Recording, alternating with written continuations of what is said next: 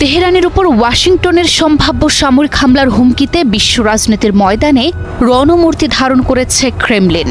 White হাউজের রক্তচক্ষু আর কঠোর নিষেধাজ্ঞার ক্রমাগত হুমকিকে বৃদ্ধাঙ্গুলি দেখিয়ে দীর্ঘদিনের পরীক্ষিত বন্ধু ইরানের পাশে সরাসরি দাঁড়িয়েছে ভ্লাদিমির পুতিনের রাশিয়া। কেবল কূটনৈতিক সমর্থনই নয়, তেহরানের বিরুদ্ধে পেন্টাগনের যে কোনো হঠকারী পদক্ষেপের বিরুদ্ধে এবার প্রকাশ্য রণহুঙ্কার দিল মস্কো।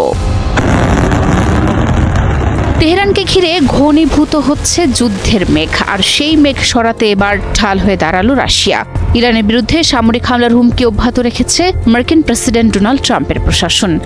আর এই ইরানে মার্কিন সামরিক হামলার হুমকিকে সরাসরি ব্ল্যাকমেইল ও অগ্রহণযোগ্য বলে উড়িয়ে দিয়েছে ক্রেমলিন।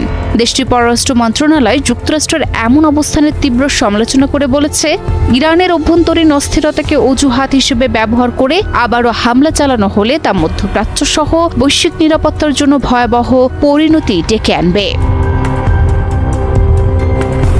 13 জানুয়ারি এক কড়া বিবৃতিতে রুশ পররাষ্ট্র মন্ত্রণালয়ের মুখপাত্র মারিয়া জাখারোভা গত বছরের জুনে ইরানের পারমাণবিক স্থাপনায় মার্কিন বিমান হামলার মতো হঠকারী ঘটনার পুনরাবৃত্তি না করতে ওয়াশিংটনকে চরম হুঁশিয়ারি দিয়েছেন। মস্কো স্পষ্ট করেছে যে এ ধরনের উস্কানি গোটা বিশ্ব নিরাপত্তাকেই খাদের কিনারে ঠেলে দেবে। শুধু সামরিক হুমকি নয়, ইরানের বাণিজ্যিক অংশীদারদের উপর 25% শুল্ক আরোপের মার্কিন পরিকল্পনাকে সরাসরি ব্ল্যাকমেইল ও অশোভন প্রচেষ্টা হিসেবে অভিহিত করে তা প্রত্যাখ্যান করেছে ক্রেমলিন।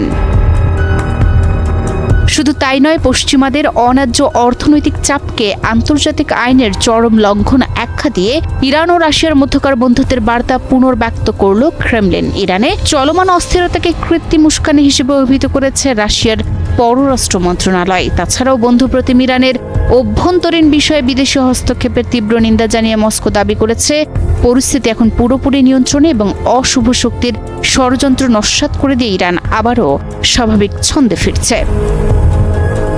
পশ্চিমা চাপ ও নিষেধাজ্ঞার বলয় ভেঙে নতুন ভূরাজনৈতিক বাস্তবতা গড়ে তুলেছে রাশিয়া ও ইরান। 2026 সালের এই সন্ধিক্ষণে দাঁড়িয়ে রাশিয়া এবং ইরান কেবল দুটি রাষ্ট্র নয়, বরং তারা পরিণত হয়েছে এক অবিচ্ছেদ্য কৌশলগত শক্তিতে।